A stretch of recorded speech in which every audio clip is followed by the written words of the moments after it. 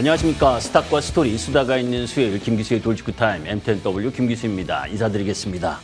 자, 2주 만에 뵙네요. 그죠? 그런 가운데에서 시장이 2,907포인트, 그죠? 오랜만에 3,000포인트를 목전에 두고 가고 있습니다. 언제 조정이 오느냐, 조정이 언제 오는 것이 두려울 그 흐름 정도로 시장이 강한 흐름을 보여주고 있어요. 자, 역대 대선 이후의 주시장의 흐름을 한번 보도록 하겠습니다. 그죠? 대선 이후의 국내 증시 흐름은 전체적으로 전두환 정부 시절부터 시작을 해서 윤석열 정부 시절 때까지를 보게 되면 6개월 흐름으로 봤을 때 다 대부분이 양호했습니다. 다만 이제 김대중 정부 때 1997년 IMF가 터졌었던 부분이 안 좋았었고, 또 그 이후에 2007년 이명박 정부 때, 그죠? 리만 브라더스 사태, 그죠? 그 부분 때문에 안 좋은 것을 제외하고는 무난했다라고 보시면 됩니다. 자, 그런데 그 속에서, 그죠? 사실 대통령이 누가 바뀌느냐 이거에 따라서 주시장이 급락하고 급등하지는 않아요. 중요한 건 그런 가운데에서 대한민국의 성장률에 대한 부분이 어떠한 흐름을 갖고 가느냐, 그죠? 실질 성장률 보게 되면 이 2000년 이전에는 실질 성장률이 높았었던 상황이고 9% 10%였잖아요. 그죠? 그러다가 지금 2000년 넘어오면서 성장률이, 대한민국의 성장률이 3%에서 2%로 내려오고 있고 내년에는 1%대다. 이런 이야기가 있기 때문에 이 성장률을 높여주는 게 중요한 거죠. 자, 그런 가운데에서 사실 진보 정부가 들어선 가운데에서 우리가 매번 바라보는 부분 중에 하나가 부동산 정책 실패죠. 그죠? 그래서 김대중 정부 때 서울 아파트 가격이 56% 올랐고, 노무현 정부 때 52%, 그리고 문재인 정부 때 62%가 아파트 가격이 올랐습니다. 그죠? 왜 제가 이 이야기를 하냐면, 이번 정부는, 그죠? 이 부동산에 대한 시각을 어떻게 갖고 있느냐라고 보면, 노무현 정부 때와 문재인 정부 때는 정책 기조가 규제에 초점을 맞추고 있었습니다. 그런데 이번에 이재명 후보 같은 경우에는 공급 확대, 그러면서 오늘, 그죠? 거래소도 방문했잖아요. 그죠? 이 부동산보다는 주식시장에 있어서의 디스카운트 해소, 이 부분에 초점이 맞춰져 있다. 그러니까 주식시장이 더 유리할 수 있다는 걸 염두에 둘 필요가 있습니다. 주식시장이 이재명 정부에 환호하는 이유, 우리가 볼 수가 있는 부분 중에 하나가 아까 실질 성장률이 내려가고 경제 성장률 GDP가 내려가는데, 지난번에 우리가 추경을 13조 5천억을 했죠. 그리고 그 가운데에서 이번에 또 20조 이상을 하려고 합니다. 단기적으로 부양 효과가 있다는 거예요. 그죠? 그래서 단기적인 효과 부분도 충분하고, 그러한 가운데에서 이 도표를 하나 잘 보도록 하겠습니다. 2024년 초반에, 그죠? 윤석열 정부 때, 요 파란색입니다. 그죠? 이 밸류업이다라고 해서 밸류업 프로그램을 가동하면서, 그죠? 외인들이 매수를 7개월 동안 30조 가까이 했었어요. 그죠? 그러면서 종합주가 지수가 올라갔었습니다. 그리고 나서 이 7월부터 경기도 꺾이고 주시장이 안 좋으면서 내려왔다가 이번에, 그죠? 다시 이재명 정부가 들어서면서 주식시장 활성화 대책을 내놓고 있잖아요. 그죠? 이런 부분들 속에서 아직 외인이 6월 들어서 3조 5천억 가까이 매수를 하고 있지만 아직 큰 폭으로 매수는 하지는 않고 있습니다. 그런데 지금 원화 강세와 함께 매수를 지금 담금질하고 있는 중이죠. 그러니까 골드만삭스가 3,100포인트까지도 갈 수 있다. 이런 이야기가 나오는데, 그죠? 자세한 건 잠시 후에 돌직구 타임을 통해서 말씀드리도록 하겠습니다.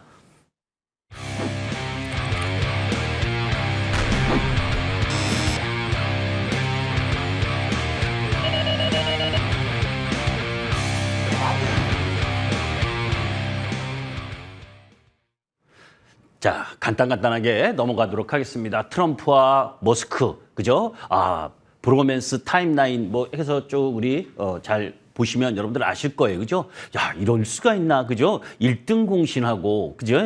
이 대통령 당선에 혁혁한 공을 내세웠었던 트럼프하고 이 일론 머스크하고 싸움박질이죠. 그죠? 주먹으로 때려야만 싸움은 아닙니다. 그죠? 말싸움이 더 잔혹한 부분인데 여튼 그런 가운데에서 테슬라가 17% 급락했다가 꾸역꾸역 그죠? 6월 12일 자율주행과 관련된 흐름 부분들에 반등을 좀 했죠. 자율주행차 모멘텀으로.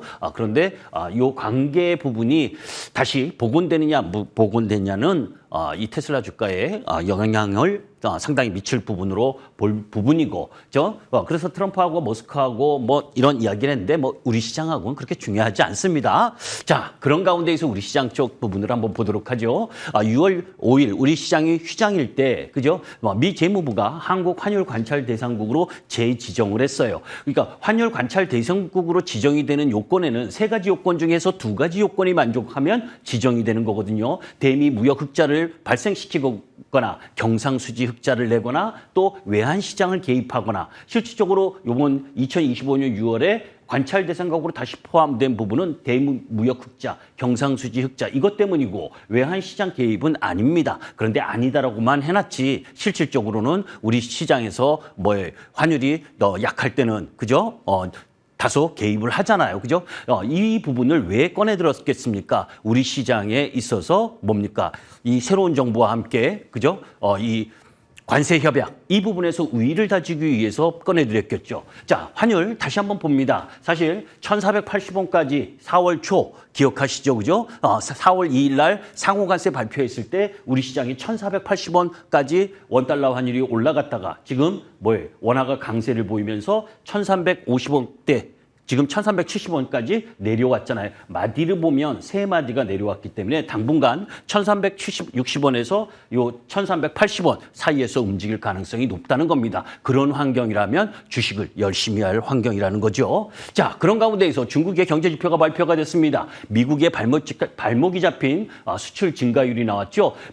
중국이 그죠? 3월 달에 12.4% 월간 YOY 전년 동기 대비 수출이 증가하다가 이번 5월 달에 4.8% 그죠? 감소를 했습니다. 그 감소의 절대적인 부분이 대미 수출이 9.7% 감소하면서 수출액으로 보면 34.4%가 감소를 했고 로이터 블룸버그 5% 6%대 예상치보다 더 낮은 수치를 보였어요. 이 이야기는 뭡니까? 상당히 중국 경기가 안 좋다는 거죠. 그죠? 자, 거기다 소비자 물가 지수까지도 안 좋은 상황이고 또 생산자 물가 지수도 32개월째 하락하고 있고 이 얘기는 구조적으로 디플레이션 위기에 놓여져 있다는 겁니다. 그러니까 중국도 그죠? 미국하고 관세 협상 열심히 잘 해야 될 거 아닙니까? 그죠? 자, 그런 가운데에서 미국과 중국의 2차 고위급 무역 협상이 지금 런던에서 진행되고 지금 마감했다라는 이야기를 하고 있는데 관세율이 사실 영국하고 런던에서 요번에 사실 5월 달에 그죠? 5월 10일 부분에 있어서 이 고위급 제네바에서 하면서 115% 서로 다운시켰었잖아요. 그죠? 근데 이번에는 왜 하게 됐느냐? 그죠? 중국이 히토리를 통제하니까 자동차를 만들 수가 없습니다. 히토리는 전기차뿐만이 아니라 내연기관차에도 필요로 하고, 그죠?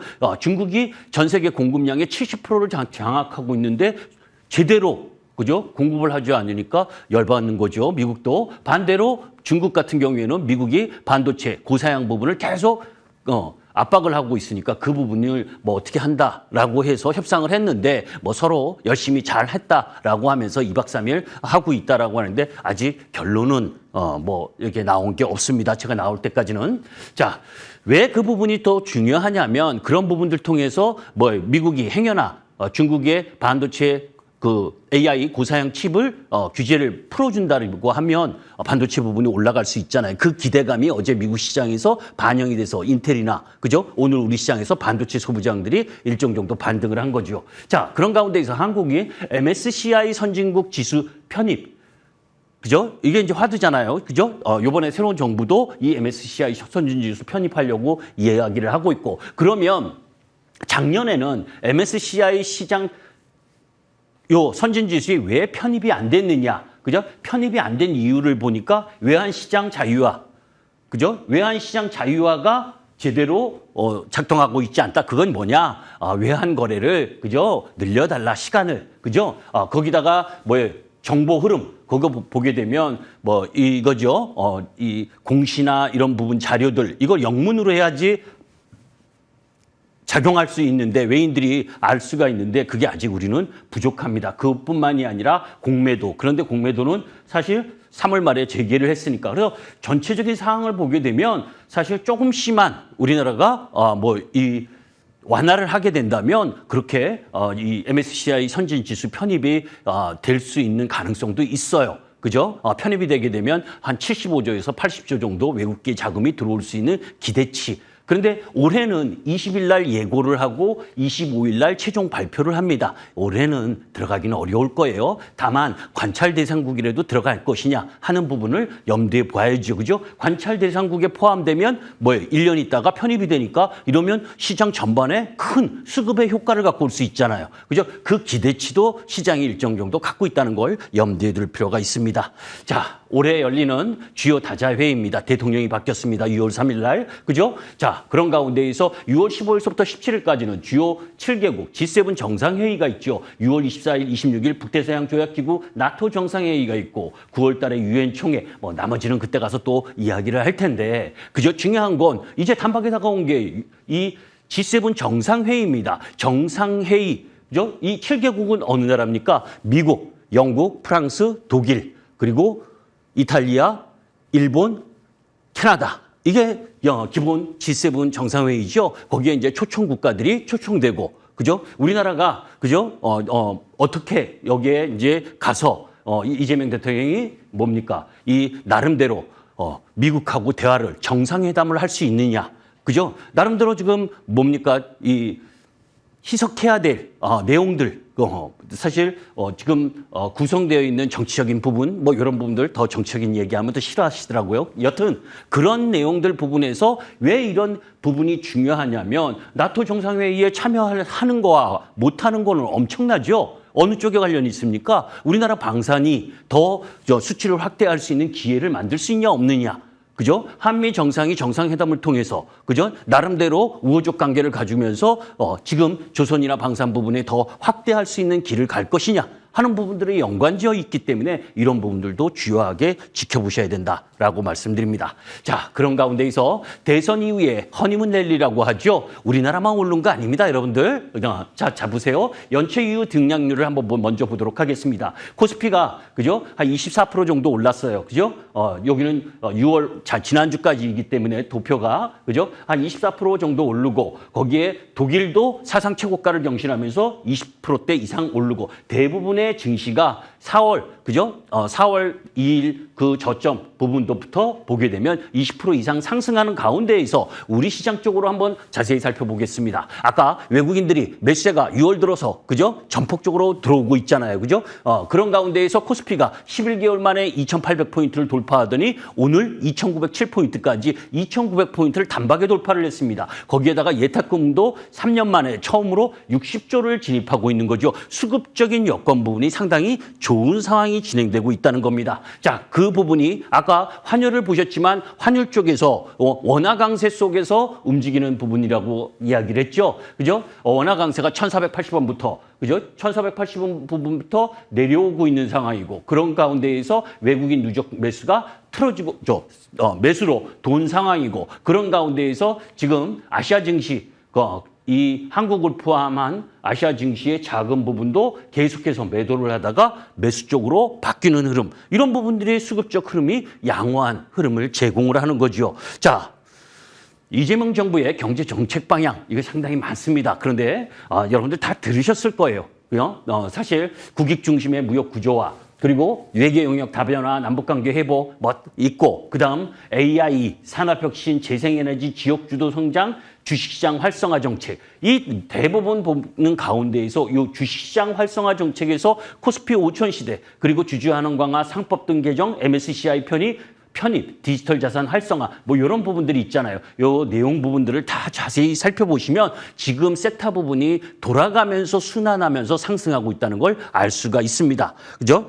그런 가운데에서 K 주식시장 활성화 전략의 세부적인 부분을 보게 되면 이 부분이 가장 중요해요. 여러분들은 이걸 걱정하실 겁니다. 지금 종합주가지수가 많이 올라왔다. 많이 올라왔으니까 앞으로 떨어질 것이다. 저는 그렇게 생각하지 않습니다. 쉽게 떨어질 부분이 아니다는 걸 염두에 두고 시장을 지켜보셔야 돼요. 왜냐하면 이거죠. 우리나라 시장의 우리나라 전체 이 코스피 기업들 중에 PBR, 청산가치 1보다 못한 기업이 53%입니다. 그죠? 미국 같은 경우에는 3%밖에 안 돼요. 그죠? 그리고 우리 시장의 PBR 같은 경우에는 지금 1배가 안 되잖아요. 그죠? 그런 가운데에서 뭐예요? 대만, 우리하고 지정학적 비슷한 나라는 대만은 우리나라보다 더 높은 2.5배 정도에서 거래가 되고 있습니다. PBR. 그러니까 우리나라 시장은 지정학적 리스크를 감안하더라도 뭐 대만은 지정학적 리스크 없나요? 그죠? 그럼에도 불구하고 우리나라는 너무 낮게 거래되고 있다는 걸 분명하죠. 그런 가운데에서 이 주가 5천 시대에 맞춰서 상법을 개정을 하고 그런 가운데에서 뭡니까? 자세한 내용들은 그죠? 여기서 다 이야기를 말씀드리면 여러분들 그 시간이 없잖아요. 그죠? 그런 부분들이다라고 보시면 되고 거기서 핵심 부분은 이런 부분이죠. 이사충실의 의무를 확대한다. 이사충실의 의무 대상을 회사에서 그죠? 회사 및 주주 전체로 그리고 집중 투표 정관 배제 가능에서 뭐 정관 배제 금지 그죠? 집중 투표할 수 있게끔 그죠? 회사 마음대로 배제할 수 없게끔 이런 부분들 그리고 뭐 이런 전체적인 내용 중에 핵심은 이런 내용입니다. 뭐냐? 이재명 대표가 그죠? 후보 시절에 이야기했었던 거 기억하시죠? PBR 0.2배 이하면 시장에서 퇴출시켜야 된다. 그죠? 그리고 PBR 0.8배 이하면 그죠? 뭡니까? 상속이나 증여를 할 때 세금을 더 물리겠다. 그러면 뭡니까? 0.2배 밑에 있으면 안 되잖아요. 그죠? 그리고 0.8배 이하에서 뭐 증여를 하기 위해서 가격을 계속 다운시켜 놓고 있었던 이런 부분들이 해소가 되잖아요. 그러니까 레벨 자체가 법적으로 올라가는 기반이 되는 겁니다. 그죠? 그러니까 시장 지수가 뭐 쉽게 내려올 수 있는 상황이 아니라는 거죠. 코스피 5,000포인트 목표 달성 가능할까? 자, 잘 보세요. 왜 5,000포인트 이야기가 나오느냐? 그죠? 지금 시장에 있어서 6월 5일 기준, 그죠? 그러니까 지난주, 목요일까지 기준으로 보게 되면 지금 PBR 전체 코스피가 0.94배입니다. 1배를 기준으로 했을 때, 2,992포인트, 약 3,000포인트가 PBR 1배예요. 5,000포인트는, 그죠? 1.7배 이상. 그죠? 그럼 1.7배면 우리하고 가까이 기억하시죠? 대만 같은 경우에는 2.3배, 2.5배 사이에서 움직이고 있다. 그러니까 같은 지정학적 리스크 라인 부분에 놓인 나라보다 우리가 1.7배를 못 가라는 법은 없잖아요. 다만 3,000포인트를 넘으면 그죠? 이런 기술적 흐름으로는 더 추가 상승할 수가 있는데 결국은 주식은 그죠? PBR이라는 자산 가치를 바라보는 시장은 아닙니다. 이런 시장은 그죠? 이번에 이런 법령 개정이라든지 상법 개정이라든지 이런 부분들 때문에 나름 수급의 요건으로 제공을 하면서 레벨업을 시키는 기회가 된 거고 시장 주식을 매매 부분에 있어서는 성장이라는 PER 그죠? 실적과 성장이라는 PER 개념 그 부분이 더 진행돼야 주가가 5,000포인트를 갈 수가 있는 거죠. 그러니까 지금 5,000포인트를 간다 못 간다 이런 이야기를 할 게 아니라 기본적으로 시장이 레벨업 되는 부분에 있어서의 요건, 필요 충분 조건에 필요 조건이 형성돼 있다라는 걸 바라보면서 시장을 접근해야지 실수하지 않을 수 있다라는 말씀을 드립니다. 밸류 부분에 있어서 이야기를 하게 되면 사실 간단하게만 보게 되면 코스피 12개월 예상 PER 2022년 이후 그죠? 평균 10.1배에서 거래되고 있는데 지금 올라와서 9.5배, 9.6배 정도니까 그죠? 얼추 이제 아직 여유분은 좀 남았어요. 반면에 이제 PBR 같은 경우에는 10년 평균치에 거의 온 상황이기 때문에 무리하게 추격 매수하시면 안 된다. 그러니까 시장 지수는 좋아도 섹터 종목별로 순환 흐름이 진행되는 걸 잘 이용해서 접근을 하셔야지 마구잡이로 급해질 수가 있거든요. 개인 투자가들이 주식도 안 하시는 분들이 이런 부분이 있습니다. 그죠? 야, 종합주가 지수 올라가는데 마음은 급한 거예요. 그죠? 내 종목은 안 올라가고 있는데 코스피 지수만 올라가고 있는 상황. 이러면 포모 현상이 진행될 수 있습니다. 그거 경계해야 됩니다. 항상 내 섹터와 종목을 공략할 때 기준점을 명확히 갖고 가야 됩니다. 자, 그런 가운데에서 아까 이야기했었던 부분 3,000포인트는 돌파할 가능성이 높다. 그 이후에 추가적으로 계속 상승하려면 뭐가 중요하다? 영업이익이 중요하다. 그죠? 2, 4분기에 우리 기업들 영업이익이 어떨 거냐? 2, 4분기 좋을 거다. 그죠? 3, 4분기는 그럭저럭 할 건데 그 이후에 관세 흐름 때문에 4, 4분기가 불확실한다. 이 흐름이 있거든요. 그죠? 그런 가운데에서 또 뭡니까? 우리가 상호관세 유예한 거, 90을 유예한 거, 그죠? 7월 8일까지잖아요. 그죠? 그 전에 협상에 뭔가가 나와줘야죠. 그죠? 그런 흐름들이 진행된다면 계속해서 올라갈 수 있는 기반을 만드는 거고 거기서 삐듯한다면 또 조정을 맞을 수 있다는 것도 염두에 둘 필요가 있죠. 지난번에 이야기했죠. 우리나라 시장이 2021년에 당기순이익이 190조였다. 190조일 때 우리 종합주가지수가 3,000포인트를 넘어섰는데 그죠? 2025년 200조가 넘다. 영업이익이. 그런데 당기순이익이 그러면 3,000포인트 못 넘는 게 이상한 거잖아요. 그죠? 지수는 당연히 올라가고 있는 거다라고 보시면 됩니다. 자, 코스피 시가총액과 외국인 지분율을 보게 되면 코스피 시가총액, 그죠? 자, 요 파란색이 코스피 시가총액입니다. 그죠? 지금 코스피 시가총액으로 보면 약 2,300조예요. 2,300조인데 2,300조인 비슷한 시기 2024년 초에 그죠? 외국인들이 지분율이 36.1%였습니다. 근데 지금 그죠? 지금 시가총액이 비슷한 시점에서 외국인 지분율은 32%, 4%나 밑에 있어요. 그러니까 외국인들이 급하게 매수가 들어오는 겁니다. 그죠? 그 부분을 이해하실 필요가 있다. 그런 가운데에서 증시 업종별로 이익 사이클과 영업이익률이 개선되는 업종 이 부분을 선별할 필요가 있다는 얘기입니다. 자, 그런 가운데에서 아무 종목이나 사서 아무 종목이나 올라가면 얼마나 쉬운 시장입니까? 그렇지 않은 거죠, 주식시장은. 자, 그런 가운데서 기존 부분에 있어서 주도 흐름을 보여줬던 거 작년부터 계속 꾸준하게 올라왔었던 부분이 뭡니까? 시간이 없다고 재촉을 하는데 중요한 건 뭐예요? 이 조선과 방산, 기타 자본재 부분들이 시장의 주도를 했고 그럼 그 다음 뭡니까? 정부 정책 수혜주가 올라오는 거예요. 한마디로 이야기해서 이겁니다. 그죠? 관세 정책에 있어서 피해주와 수혜주, 그죠? 이 부분에서 움직이다가 그리고 글로벌 정책의 조선, 방산, 원전 여러분들께 이야기했었던 두산 에너빌리티 이런 쪽 라인 부분들이 글로벌 정책의 수혜를 받아서 올라가다가 이번에 신정부 정책주, 지주, 증권, 내수 이런 쪽들이 움직이니까 시속 게임을 하게 되는 거잖아요. 그죠? 한쪽은 실적과 성장을 갖고 있고 한쪽은 코스피 5천을 향한 상법 개정 이런 주시장 활성화 정책에 맞는 수급을 갖고 있고 힘겨루기가 진행되면서 움직이고 있는 거다. 그죠? 글로벌 정책 수혜주로 보게 되면 현대, 로템, 방산 쪽 날아가고 있죠. 그죠? 그다음 뭡니까? 조선, 한국조선해양 그리고 여러분들께 한참 전에도 말씀드렸었던 두산 에너빌리티도 날아가고 있습니다. 그죠? 이게 글로벌 정책 수혜주 섹터 부분이고 신정부 정책 수혜주라고 하는 부분이 뭡니까? 지주사, 하나, 두산, LS, 그죠? 그리고 증권, 미래에셋증권, 한국금융지주, 그죠? 키움증권이 날아가고 있고 삼성생명 보험 쪽도 움직이고 있는 거죠. 정부 정책주를 공략할 거냐, 글로벌 정책 관련주를 공략을 할 거냐, 그 부분에서 움직일 필요가 있는 거죠. 코리아 디스카운트 해소, 은행증권지주, 선행, PBR 부분 보게 되면 은행이 많이 올라왔다고 해도 지금 0.5배 정도에서 움직입니다. 그런데 저는 은행주를 권하고 싶지 않아요. 사실 예전에도 그죠? 윤석열 정부 때도 은행주들이 막 올라가고 할 때 여러분들 뭐라고 그랬습니까? 은행들 놀면서 먹지 말아라. 그죠? 예대금리 차 너무 크다. 금리 올리지, 대출금리 내려라. 이런 이야기 했었잖아요. 그죠? 그런 부분에 영향을 받을 수 있는 게 은행 섹터니까 여러 가지 이 부분에 있어서 은행주는 빼고. 그런데 증권주도 이제 PBR 1배 근처에 온 종목들이 많습니다. 그러니까 무리하게 추격 매수할 부분도 아니다라고 보시면 되고. 지금 시장 지수는 내일 옵션 만기죠. 그죠? 그런 가운데에서 연이은 주가 급등으로 기술적 과열 국면에 도달한 건 분명해요. 그죠? 그런 부담 요인이 있다는 것도 염두에 둘 필요가 있고 이런 중간중간에 이런 게 이야기가 나올 수 있다는 거죠. 그죠? 공휴일에 대형마트 의무도 쉬자는 민주당 이런 법안도 나올 수 있기 때문에 섹터 부분들에 있어서 조심할 부분도 있다라는 겁니다.